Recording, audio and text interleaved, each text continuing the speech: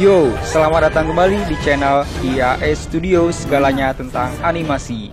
Kali ini kita akan membahas seluruh alur cerita dari film animasi yang berjudul Upin Ipin The Movie Chris Siamang Tunggal. Yuk langsung saja kita ke alur ceritanya.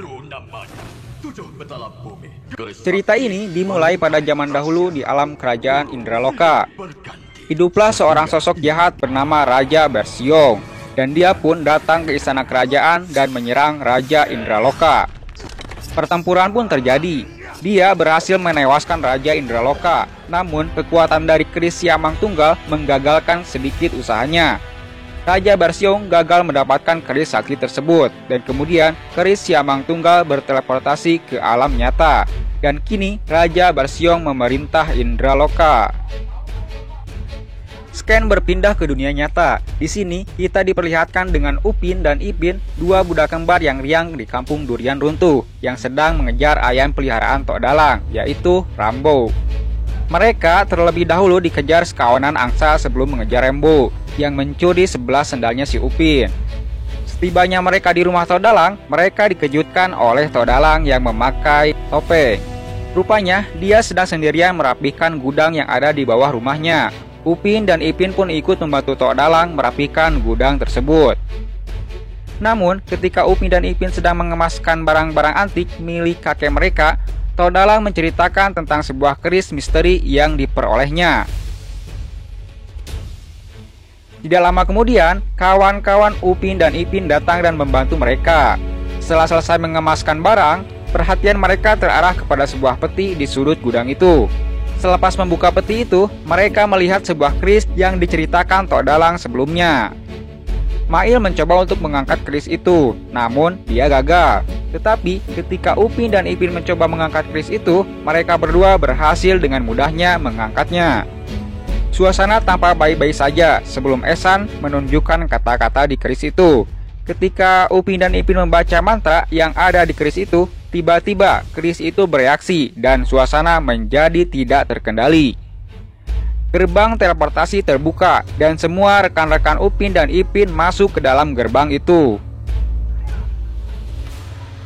Suasana menjadi kembali normal ketika semua sudah masuk ke dalam Indraloka dan teleportasi berhenti dengan sendirinya dengan Rambo hampir ikut masuk ke dalamnya juga.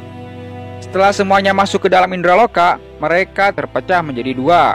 Upin, Mei Mei, Jarjit, dan Ehsan terdampar di depan batu belah batu bertangkup. Sedangkan Ipin, Susanti, Mail, dan Fizi terdampar di pohon mistik. Di sini, Upin dan kawan-kawan dipertemukan dengan sosok pemuda yang bernama Mat Jenin, yang merupakan penduduk asli Indraloka. Mat Jenin ini menemukan bagian dari keris Siamang Tunggal yang terpecah menjadi 3 bagian. Kemudian mereka teringat dengan Ipin dan kawan-kawan. Mereka pun mencarinya. Meskipun mereka tidak mengetahui apa yang harus dilakukan, mereka bertekad untuk bersatu kembali dan pulang ke tempat asal mereka. Scan berpindah ke lokasi Ipin dan kawan-kawan yang sedang mencari Upin. Di sana mereka menemukan seekor burung yang bersayap 4. Ipin dan Mail pun berusaha menangkap burung itu. Kemudian ternyata Ipin menemukan gagang dari keris Siamang Tunggal yang menancap di tanah. Setelah itu terdengar suara Mail yang sedang dikejar Raliang, atau kita sebut saja Tong Geret, yang mana Raliang itu berubah menjadi manusia. Mereka adalah pengawal Raja Bersiong. Namun kemudian datanglah seorang anak kecil yang membawa ketapel. Dia bernama Belalang. Dia bisa membuat tanaman pemakan serangga menjadi besar dan memakan Raliang tersebut. Ipin dan kawan-kawan pun melarikan diri. Di sisi lain, Upin dan kawan-kawannya terpaksa mengikuti Mat Jenin dalam mencari cara untuk pulang. Mat Jenin akan memberitahu, namun tidak jadi karena dia merasa lapar dan mengajak mereka ke warung pisang selai yang kononnya menghidangkan pisang terbaik di Indraloka. Setibanya mereka di sana, Mak Druma, pemilik warung itu menolak untuk membuat satupun pisang selai. Namun, untuk menghindari kekecewaan, Upin menawarkan bantuan, lalu Mak Druma bersetuju. Akhirnya, pisang selai pun dihidangkan kepada mereka. Madruma kelihatan sedih lalu menceritakan sejarah hidupnya pada masa lalu yang telah didurhakai oleh anaknya sendiri dan anaknya itu berubah menjadi batu. Ketika sedang asik bercerita, tiba-tiba sekumpulan ikan todak atau ikan swordfish yang bermulut tajam datang menyerang Pulau Pisang. Suasana pun menjadi kacau balau. Ketika itu, Madruma menyuruh Mat Jenin untuk membawa lari Upin dan kawan-kawan ke Pelabuhan Megah. Sementara mereka melarikan diri, Madruma berpesan untuk bertemu dengan Nahkoda Ragam dan meminta bantuan darinya. Sken pun berpindah ke kerajaan Indraloka yang dimana sudah dikuasai oleh Raja Barsiong. Ternyata aura keris ini dirasakan oleh Raja Barsiong dan dia tahu bahwa keris Siamang Tunggal sudah berada di Indraloka. Dia mengetahui bahwa keris ini akan membahayakannya. Kemudian dia pun memerintahkan pengawalnya untuk mencarinya dan menghancurkannya. Pak Belalang, ayah dari anak kecil yang menolong Ipin tadi, dipanggil oleh Raja Barsiong dan meminta penjelasan mengapa dia merasakan keris Siamang Tunggal telah kembali. Selepas kembali dari istana, Pak Belalang bertemu dengan Ipin dan terkejut dengan keberadaan keris itu di tangannya. Pak Belalang pun mendesak mereka agar melarikan diri dari tempat itu karena pengawal Barsiong yaitu Re, Ri, dan Ang akan ke tempat mereka dan mengejar Ipin. Menerima arahan dari Pak Belalang, Belalang pun membawa lari Ipin dan kawan-kawan ke Pelabuhan Megah. Sementara rumahnya telah dikepung oleh Re, Ri, dan Ang. Pak Belalang ditangkap dan dipenjarakan di penjara istana. Di Pelabuhan Megah, keris itu mula menunjukkan bilahnya yang pertama. Belalang mengetahui bahwa akan ada pertunjukan musik dari Nahkoda Ragam di Pelabuhan Megah. Ya, dia adalah seorang pemusik. Maka dia mengajak Ipin dan kawan-kawan pergi ke sana. Di istana, Raja Barsiong berhasil menebak bahwa keris Siamang Tunggal telah kembali ke Indraloka. Sadar akan bahaya yang dihadapinya, sekiranya keris itu masih ada, dia mengarahkan pengawalnya untuk mencari Ipin dan kawan-kawan dan melenyapkan mereka. Lalu Sken pun berpindah pada malam hari. Di Pelabuhan Megah riuh dengan penduduk Indraloka. Nahkoda Ragam akan melakukan pertunjukan di sana. Ipin dan kawannya tiba di situ ketika pertunjukan Nahkoda Ragam. Pertunjukannya berkisahkan tentang keris Siamang Tunggal dan ramalan di dalamnya. Upin dan kawannya dengan ditemani Mat Jenin tiba di Pelabuhan Megah. Disitulah mereka dipertemukan kembali selepas terpisah jauh. Keceriaan pun terpancar di setiap wajah mereka karena bisa bertemu kembali di Pelabuhan Megah. Mereka bersama-sama menari dan menyaksikan persembahan dari Nahkoda Ragam dengan penuh kegembiraan. Dalam masa yang sama, bagian keris yang kedua pun muncul.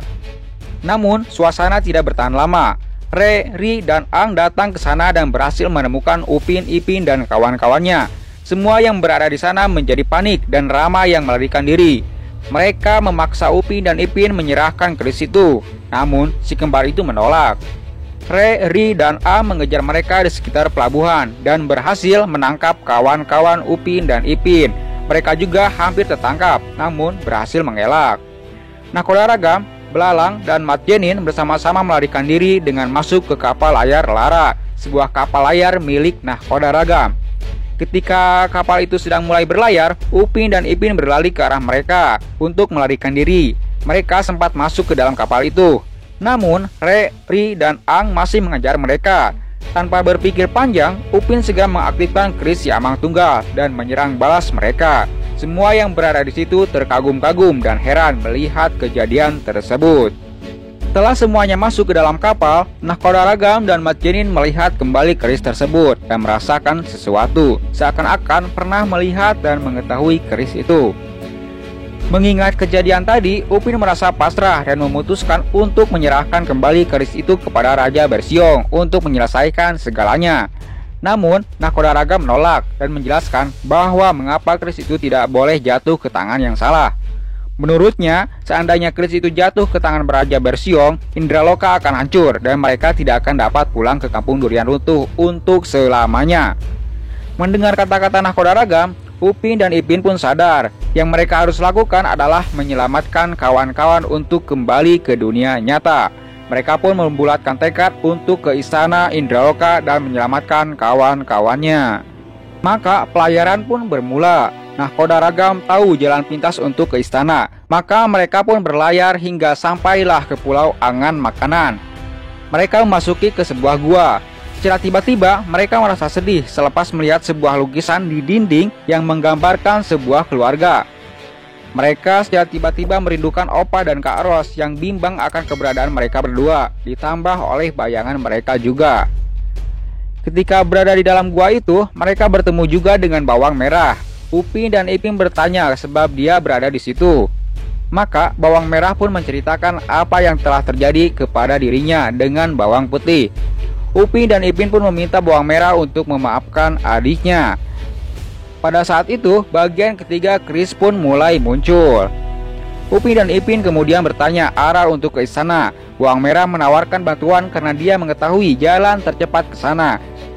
Tidak lama kemudian, Mat Jenin, Belalang, dan Nahkoda Ragam tiba ke sana yang melalui jalan pintas ke istana. Saat mereka masuk ke sana, ingatan Mat Jenin pun mulai terarah pada sesuatu. Setelah mengingat semua memori lamanya, dia baru menyadari bahwa dia adalah anak dari Raja Indraloka yang berkorban sewaktu bertempuran melawan Raja Bersiok suatu masa dahulu di tempat yang sama. Dan Nahkoda Ragam sebenarnya seorang panglima yang bertanggung jawab melarikan Mat Jenin untuk menghindari dari kejaran Raja Bersiok. Kemudian Raja Bersiok pun tiba dan pertempuran pun saat itu dimulai. Ketika pertempuran itu terjadi, bilah keris dari si Amang Tunggal berhasil dilengkapkan, membuat kekuatan dalam keris itu diaktifkan dengan sempurna. Sepanjang pertempuran itu, semua orang berusaha untuk menewaskan Raja Bersiok, namun semuanya gagal. Ketika itulah Raja Bersiok pun berhasil menangkap Upin dan Ipin dan melemparkan mereka ke dalam lautan. Ketika mereka hampir dilempar, Mat Jenin sempat membaca mantra pada keris itu. Setelah mantra itu dibaca, suasana pun menjadi di luar dugaan. Mat Jenin berubah menjadi seekor siamang tunggal dan menyelamatkan mereka. Dia pun bangkit dan melawan Raja Bersiok tersebut. Dalam pertempuran itu, Upin dan Ipin membantu dan menyelamatkan Mat Jenin, sekaligus berhasil menewaskan Raja Bersiok. Di lokasi lain, tokoh-tokoh lain juga berhasil menewaskan Re, Ri, dan Ang. Indraloka pun kembali aman, dan Mat Jenin diangkat serta dinobatkan sebagai Raja Indraloka yang baru dengan nama Raja Indra. Misi Upin Ipin dan kawan-kawan pun sudah selesai. Tiba masanya untuk mereka kembali ke dunia nyata. Mat Jenin, Belalang, dan bapaknya membantu mereka untuk kembali ke dunia nyata tersebut. Namun, tiba-tiba setibanya mereka di batu belah batu bertangkup, Raja Bersiok kembali dan menyerang kawan-kawan Upin dan Ipin. Hal ini memaksa Mat Jenin untuk bertarung kembali tanpa menggunakan keris itu. Ketika sibuk bertempur, Upin berhasil merampas tongkat sakti milik Raja Bersiok. Tongkatnya sedikit retak sewaktu dia merampas tongkat itu. Setelah itu, Raja Bersiok menjadi lemah akibat keretakan dari tongkat tersebut. Upin pun kemudian mematahkan tongkat itu sehingga hancur sepenuhnya. Setelah tongkat itu pecah, Raja Bersiok berhasil ditewaskan sepenuhnya dan ancamannya sudah hilang. Akhirnya mereka dapat pulang kembali dengan aman melalui batu belah batu bertangkup. Setelah mereka kembali ke gudang Tok Dalang menemui mereka dan mengatakan bahwa dia meninggalkan mereka cuma dalam beberapa menit saja. Hal itu mengherankan persoalan antara mereka. Akhirnya mereka pun keluar dan bermain meneruskan kehidupan seperti biasa. Dan cerita pun selesai. Nah, sampai sini dulu sob. Mohon maaf jika ada kesalahan dan sampai jumpa di video selanjutnya.